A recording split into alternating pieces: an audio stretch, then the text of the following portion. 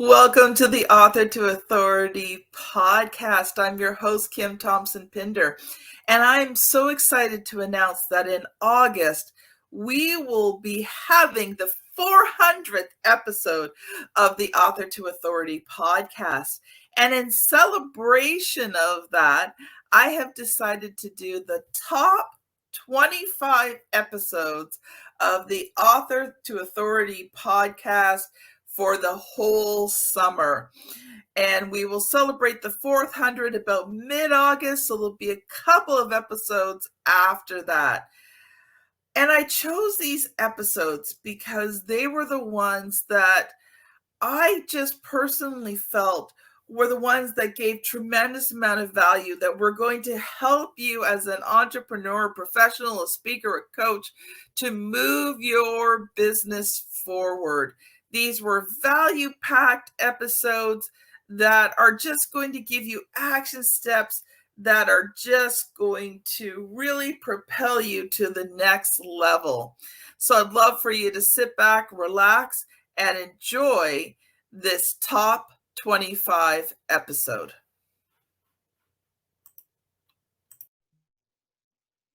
Welcome to the Author to Authority podcast. And today I'm very happy and pleased to have on the podcast Claudine Pereira. And you know what? I feel like she's like this kindred spirit. Yes. And the first time we spoke together, our conversation went on forever. Usually, these introductory ones are like about 15 minutes long. And yet, I don't know, I think we spoke for probably about an hour. Yes. And just such a connection, and we really feel the same way about a lot of things. So that's why I'm excited to have her on the show today. And you know what? We're going to talk about a topic that's near and dear to every entrepreneur, and that's how to sell. But, with this current crisis that's going on, we're going to shift it up a little bit today, and we're going to talk about how do you sell in a crisis environment. Yes. Because there's so much fear going on, and we want to dispel some of that fear. Now, Claudine is an experienced professional business coach and consultant. She assists people with growing their business. Her consistent and captivating approach stretches her clients to move beyond a limiting sense of self and achieve their desired personal and professional goals. She's also an inspirational speaker, a professional at George Brown College is that in Toronto? Yes, that's in Toronto. Yeah. Toronto. Yes. MC and international best-selling author. Claudine's passionate about her work and believes that there is no limit. So welcome to the show, Claudine. Thank you. Thank you for that warm welcome, Kim. Wow. And it's true what you said when we did speak for the first time. The time just ran on, and it was almost like we felt like we'd known each other for many, many years. So Yes. Great start to our relationship. So thank you for having me today. This is wonderful. You're very welcome. So Claudine, tell us a little bit about yourself. So originally I'm from the UK, as you can hear by this funny British accent. We grew up very poor in the UK and came to Canada originally back in the 70s with my parents. I went back to the UK to do all my studying, and fast forward to now, returned to Canada in February of 1995 in the dead of winter. No money and 2 suitcases, went to go live with my father in the north end of Toronto, and it was dead of winter. There was snow everywhere, certainly not like the winters that we get right at the moment. So had no job, no money, and in the May of 95, I got fortunate enough and I landed a job at the Big Green Bank, where I stayed for the next 19 years. And that's really where my coaching journey began, coaching very large teams across the country and coaching for strong sales results. And, I learned the good, bad, and the ugly in all of that. And in 2014, I was blessed enough to start my own business coaching and consulting company. And we're going in 6 years strong, and it's a wonderful journey. And I'm so blessed to be able to serve the entrepreneurial community in helping them to grow their business. So that's a quick high level about me. What was it like for you transitioning from in many ways you were an entrepreneur in your career, but what was it like for you transitioning from a career to just strictly being an entrepreneur? Honestly, Kim, it was hard. It was hard, and I hired a coach the minute I left the bank, who sort of helped me work through some of that mindset stuff, because you really go from being around lots and lots of people every single day to being home alone. You don't have clients yet because you're in growth mode. You're not getting a regular paycheck. So, the mind really does play a lot of tricks on you. Yes, it As does. much as I'm pretty strong, I would say it was a struggle. It took me a good full 4 seasons the first year, to really work through all of that muck, and transition into the entrepreneurial lifestyle. And I never forget hearing Arlene Dickinson speak in those early days. And she said, you need to have an inside made of Teflon to be an entrepreneur. It's not Mm, for the faint hearted. You need to have grit and you need to have determination, or it just may not be the career for you.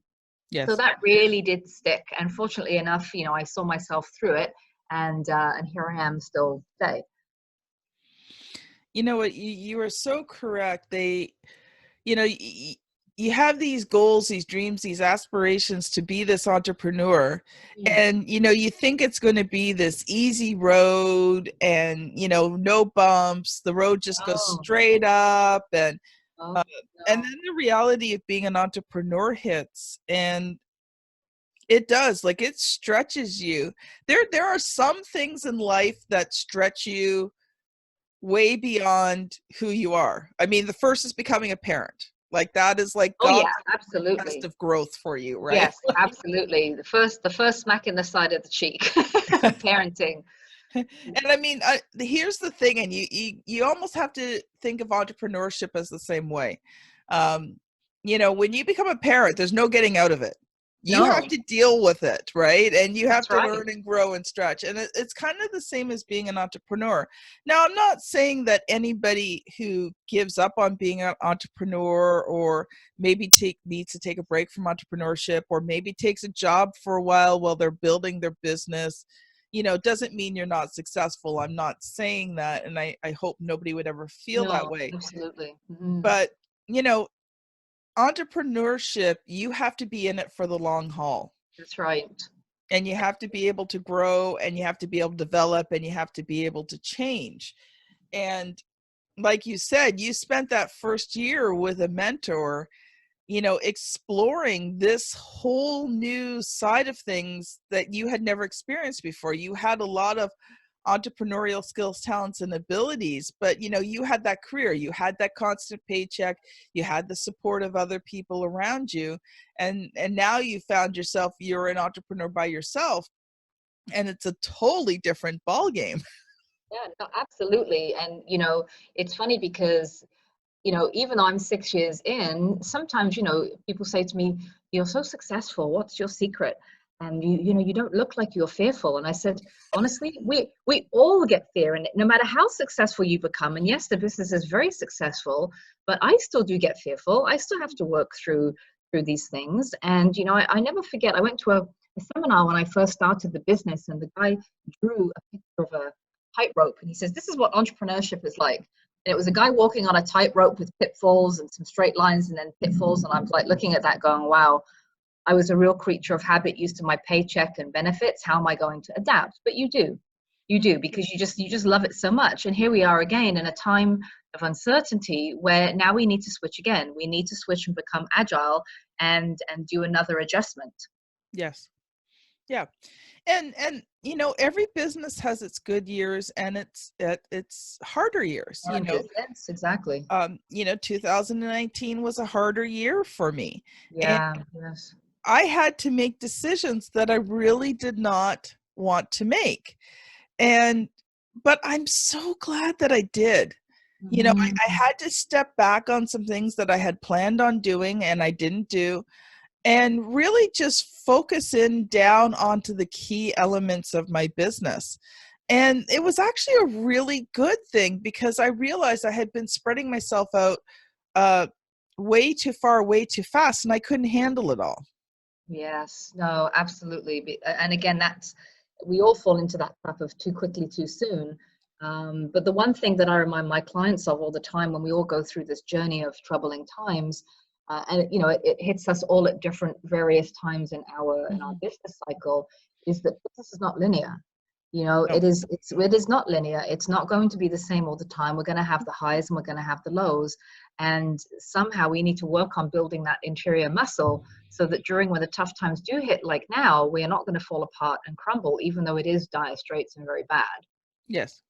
Yeah. Yes. So we want to take a look at sales in a crisis environment. And I think both you and I agree that one of the biggest things that you cannot fall into is fear. That's right. That's right.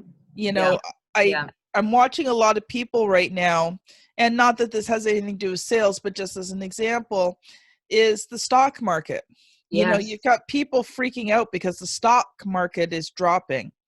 It always does. Yes. You know, like, not that I invest in the stock market, but I have studied it a bit. And the one thing I learned about any type of investment like that is you have to be in it for the long haul. That's right. You know, you can't panic when things drop because they're going to drop. Yeah, absolutely. So again, there's the thing is with life, even in general, even if you are in a corporate career, that there is no certainty about anything. We always used to say the only certain things in life are death and taxes. And right, and it's true, because really everything else is uncertain. Now, I used to look at my corporate job as this was a solid job. I had a great job. I'd been there 19 years. It's a badge of honor. When really it was no more stable than what I'm doing right now. And in fact, I find myself in a position, and this is what I coach to, is that you are able to control your business much more than if you are working under somebody else's umbrella. That's for sure. That's for sure.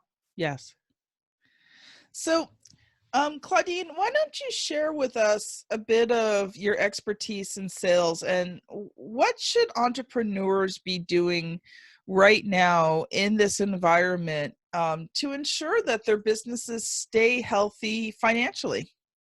Sure. And it was funny, this morning I was having my tea thinking about today and knowing that we were going to talk about sales and kind of thinking about how we could put a little bit of a pivot into it to, so it's not my typical sales sort of spiel about following up and having following the Pink Coach sales chain, and really thinking about what are some of the things right now that are, key for all of small businesses, no matter whether you're selling in person or selling online, that we can do from a sales perspective. And when I think about sales, it's not just about selling right this moment. And I think at the end of the day, yes, there's still some transactions that may very well be taking place at this very moment in time.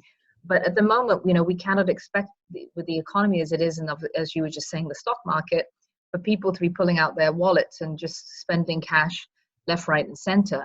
And one of the things I'm anticipating from a sales perspective is that once we do come out the other end of it, I feel that, just based on my own knowledge and what I've been reading, I'm no expert, but I think we'll be feeling the after effects of it when we come out the other end. And that's maybe when there'll be some uncertainty. So, one of the things I've been working on with my clients, and I encourage you to do so, is to come up with a bit of a contingency plan for your business. So from a sales perspective, sales and revenue and customer experience, I would roll them all together perhaps in one, because really sales is customer experience, sales is service.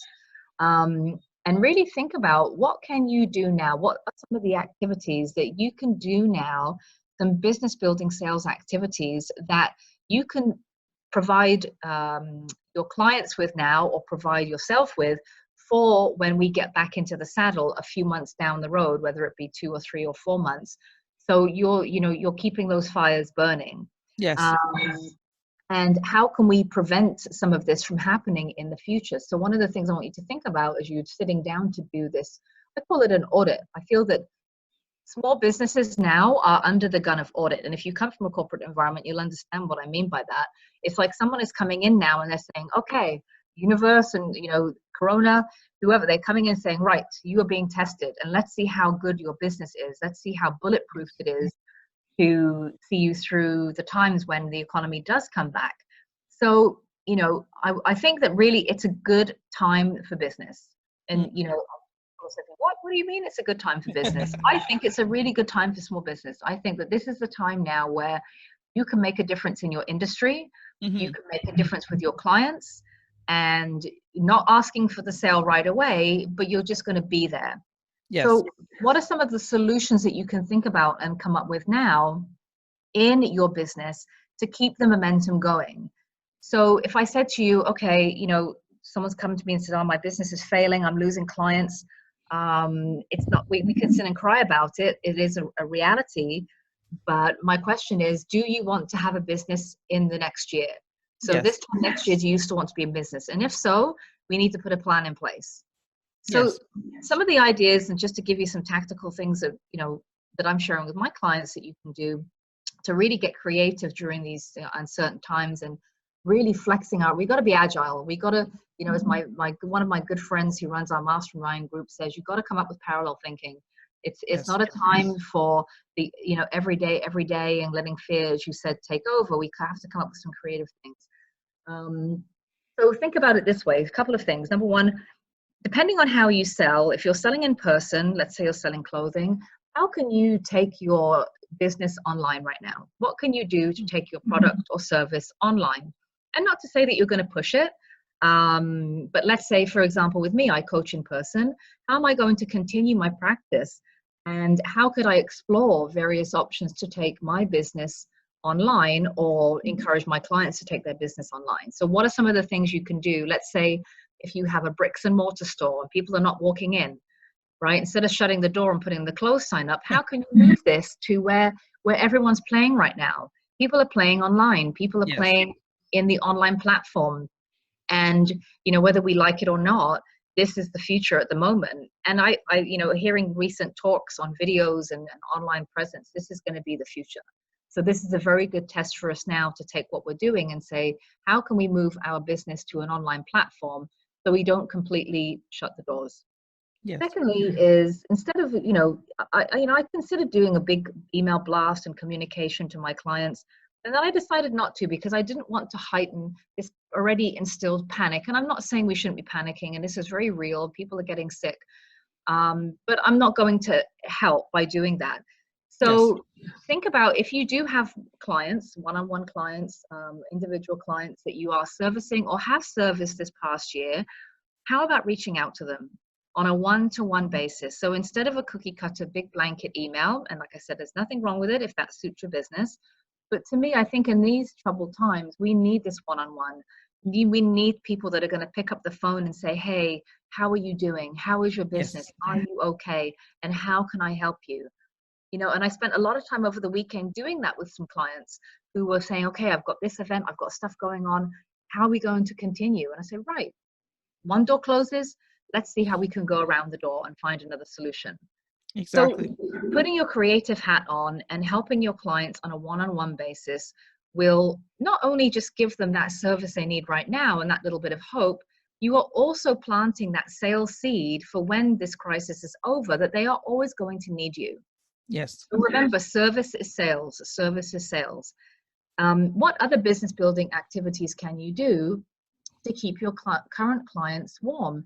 It might be appropriate that you send out some personalized videos. It might be appropriate that you put together some, concrete planning and ideas and suggestions for them. Two heads work better than one. Mm-hmm. So you may say to me, Claudine, like, you're not telling me how to sell.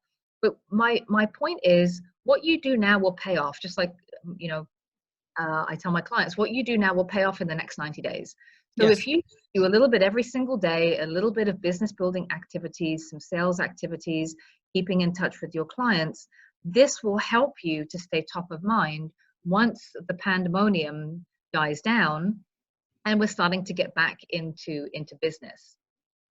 And I had a couple thoughts there as you were talking and wanted to share as well. Just because you have a brick and mortar business doesn't mean there aren't steps that you can take. Like, here's the thing. If you show the customers that are coming in that you're taking whatever precautions are appropriate for the type of business you have, right? So, Yeah, correct. Mm-hmm. like, are there things that you can do? If you own a clothing store, You know, people may be hesitant to try on clothes, but if you can be showing your customers that, hey, you know, I've got a steam machine, the steam kills the viruses. Anytime someone tries on clothes, they're being steamed before they're put back on. You know, have hand sanitizer, have wipes, you know, make it very clear that you're wiping down different things in your store. Yeah, it's an extra work for you, yes. But if you can show people that you're taking the proper precautions, okay. Now, maybe some countries not, okay, but most of the listeners are here in the Canada, United States. You know, if you show you're taking the proper precautions, Right. people are still going to come to your store, Yes, right? absolutely. Absolutely. And You know, actually, I'm glad you talked about that, because a prime example, Mondays is my business building day. I'm at home. And I always take my break at lunchtime and I head downtown Toronto to my bar class, my pure bar class. And it's a small class, but I still went today because they really convinced me that they are doing the utmost things possible, you know, to keep the place clean. And, you know, we also have access to online classes if we need it. And so I'm sold. I'm going to my class as normal. And to be yeah. honest with you, it's probably much cleaner than it was before all of this happened. So maybe this is a safer time to be out. I don't know. I know I'm trying to do different spin on things. Know that, yes, I am taking it very seriously, but also too, trying to look on the light side of things. Maybe it is a better time to be out. Everything is super clean. People are cleaning everything, scrubbing fingernails, you know, hand sanitizer. Yeah. And you can't run your business in fear, right? No.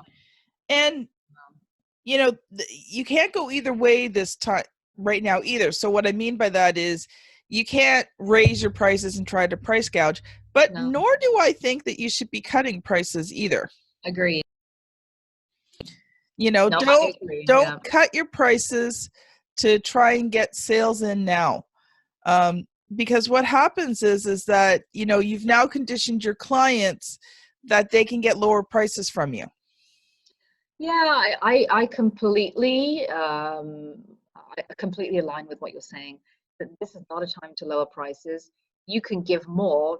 There's ways that you can give value with your time and other things that you can do, but you don't need to cut your prices. I mean, unless you feel really compelled, like if you know, you're running an organization and you have to shut the doors and, you know, your practitioners might need to, you know, do things remotely, then yeah, maybe give your clients a bit of a break. It really depends on your business model. Yes. But your base price for something, I think that we start to come out of the gate looking desperate if we start to slash prices during this time. I think it dilutes business, and I think it's not going to be any good for the economy.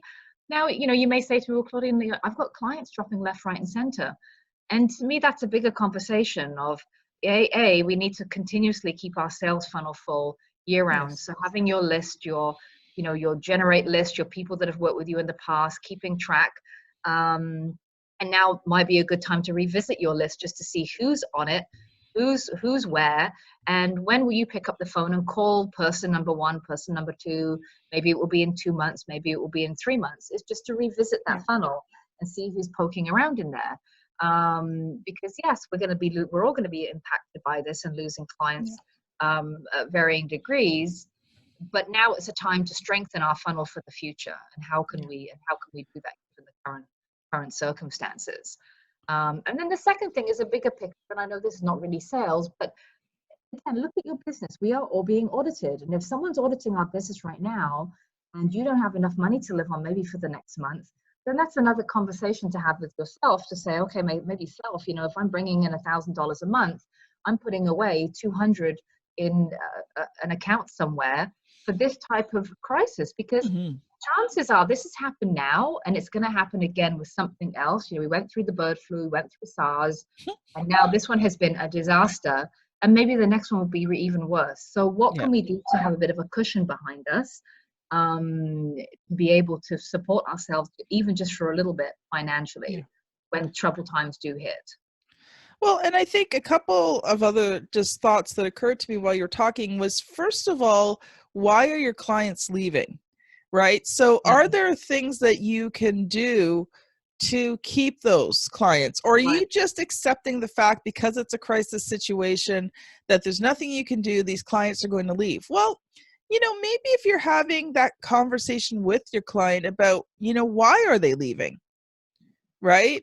And are there things that you can do to maybe reverse that so you don't lose as many clients, first of all, in the first place? Because maybe sometimes they're just reacting out of fear. And if you can assure them, right? Here's the things. People buy outcomes, and people still need those outcomes. Yep. So if you can show them that you can continue to supply them with that outcome and help calm their fears and let them see that, there's still results to be had, then maybe you won't lose as many clients to begin with. Absolutely spot on, because that's giving value. And yes, some may bite and some may still say, look, I just can't afford it, and take a back seat for the short term. But you need, again, this goes back to you have to be creativity. You have to have some creativity in these times. Put your creative hat on, Google some ideas, think about something that's outside of the box that, how can you continue this client relationship? Because again, in a year's time, they're still going to want to have a business. And yes, you might scale back on whatever it is you're doing it with them, but you need to keep that momentum going. It's like the rocket ship is up there, and the minute you start to do less and less and less, and guess what? You're going to come out in 6 months and go, yeah, I really have no business.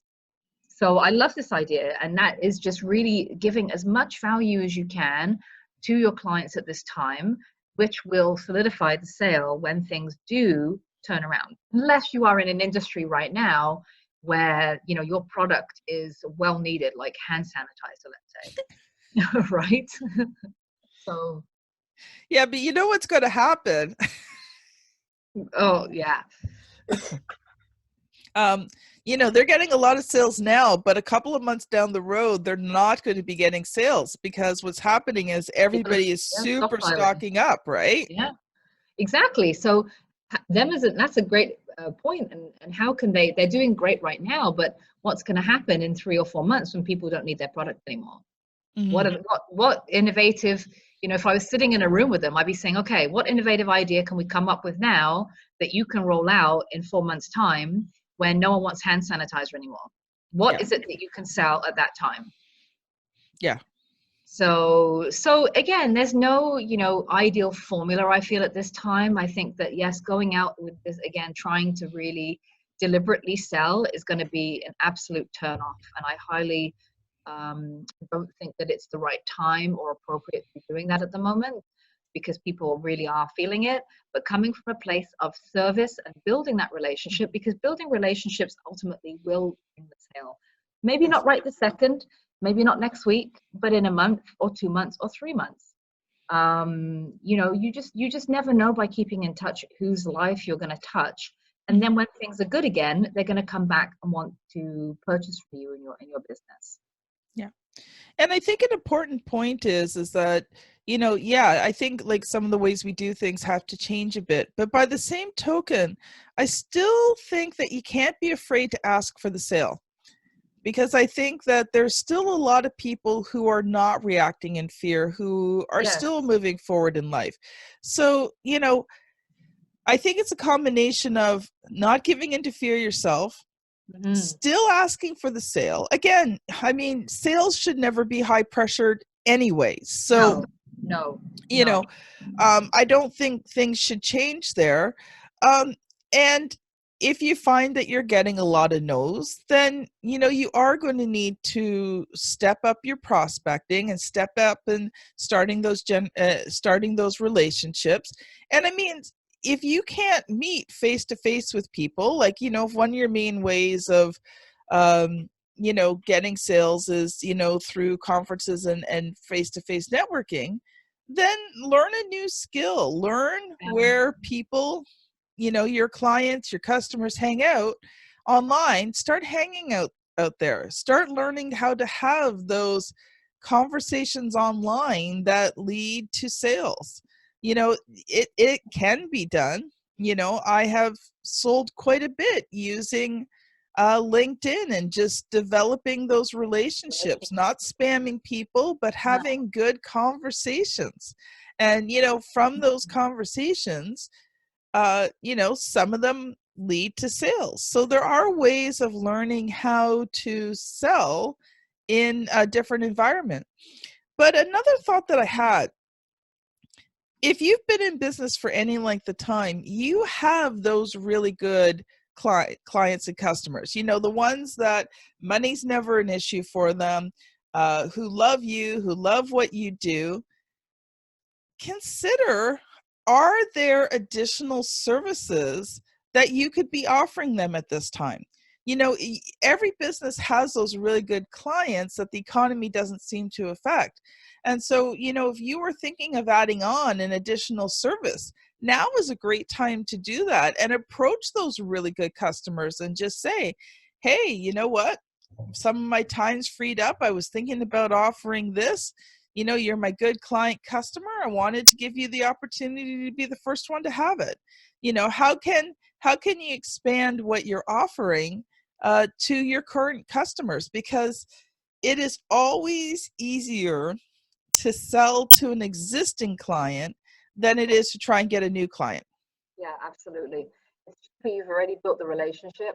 And as you said, if they're not crumbling in this trying time and they're still, treating their business seriously and doing everything they can to move the needle forward, chances are they may still be in a position to buy from you something, anything, an emergency session, an emergency something. Mm-hmm. So yes, some people, to your point, some people will still be buying, but you really just got to treat each case very separately. Yes, very separately, and not with fear and again, it's the whole fear one. This is a whole other podcast on the whole fear piece, because it is frightening. It is scary. So what can you do to strengthen yourself against some of that fear that is creeping into our lives every single day? And I think one of the biggest things is to recognize that this too shall pass. Exactly. Like if you look at it, even just like for Canadians, when SARS hit Toronto, like it was this big thing. And, up till about this year, we hadn't heard anything about SARS in I don't know how many years, right? Exactly. So, it does pass and life does go back to normal. Now, sometimes normal changes. Yes. But it does level back out again. And so, 3 months from now, we will be in the middle of summer. Well, at least starting summer here in Canada. And, a lot of these, viruses and stuff like that will be on hiatus until next fall again. So, there will be another upswing of business. And here's the thing. If you're in travel right now, I know you're being hit hard. Yes. Right? Yes. And here's the thing, though. Once people can travel, let me tell you, you better already be prepared. Because people are going to be so sick and tired of staying at home. Right. Yep. Exactly. The floodgates will absolutely open. People are not, think about it this way, in the economy, people are not spending money. We're not going out to eat. Yes, we've hoarded a few groceries, but we're not doing anything. We haven't taken our winter vacation. So a lot of people, once the floodgates open, are going to be ready to travel. Mm-hmm. That's a fact. So we better be ready, because again, each industry has been hit differently. But this is your staying power. This is really to see how bulletproof can you be. How much grit and determination can you have to really pull it through in these difficult times? Yes. Right. And what can you do now from a sales perspective that you ordinarily have not had time to do in the last little while because you've been busy with the business? Mm-hmm. Right. Take that time to do that. Yep. What do you need to build new material for a workshop that you can release in the fall? Do you need to write a few more chapters in your book? That's what I'm taking some time to do, is to try and finish my first draft of my workbook. Mm-hmm. So, what are some of the things that you can do that you have ordinarily not had time to do in this sort of a bit of a downtime? Yes. Well, Claudine, we're pretty well out of time. I think we've even gone a little overtime. Oh, I'm not surprised with us. So, you know what I want to do is I want to have you back on again. We'll have Great. to book a time, and Yeah. we'll talk a little bit more about sales, but I also want to talk about your book, your writing journey, and all that Yeah. kind of stuff. That would be So, wonderful. Sure. in the meantime, how can people connect with you, Claudine? So I'm everywhere on social media under the Pink Coach. So you can find me on Twitter, Instagram, Facebook, and LinkedIn under the Pink Coach. My website is www.thepinkcoach.com. And you can also find me on my Google page, or just pick up the phone and call me. If you need to have a chat about your business, if you're listening to this going, man, I just don't know. She said some things here that sounds all right, but I think she's smoking something. I don't know about these sales.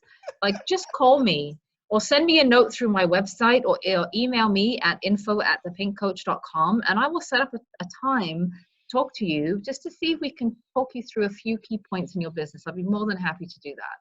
Please do reach out. That is so awesome. So, audience, I've said this before, I'm going to say it again, and I'll probably say it another time. These experts that I have on the show here, they truly care. They've come on to share their expertise freely and be able to help you. And so when they offer to do a call with you, this is not a get on the phone and they're going to try and sell you something call. No. This is they're here to help you. Yes, So indeed. please take advantage of these opportunities to connect with these people, learn from them, ask them questions. Believe it or not, the higher up somebody is, okay, and I'm not most, okay, there are some people who are just very selfish and greedy, but most people, who are higher up on what we consider the success ladder, love to share what they have learned with others. Yes. So take advantage of it. Learn those things. I went to a conference when I was first starting RTI publishing, and the speaker there, and it was a free day, like he taught all day for free. He said he taught on one section, which first of all, like totally blew my mind, and I was fighting it like crazy. But it didn't take long for me to realize that it was the truth, and it revolutionized my business. Wow. So you never know what one session can do to totally change who you are, how you run your business. Yeah, exactly. And and to echo your sentiments, yes, we're all talking about sales and we need to sell to have a viable business. However, for me, first and foremost, it is about service. If I can give you one thing in your business that can help you move the needle during this next little while, I've done my job and I do not need to be compensated for it. Your success in your business will be compensation enough for me. So please do reach out. Awesome. Well, thank you so much, Claudine, for being Kim. on the show. Thank you. This is excellent. Thank you for having me. So this has been Claudine Pereira and Kim Thompson-Pinder on the Author to Authority podcast, and we will see you on the very next show. Bye now. Bye.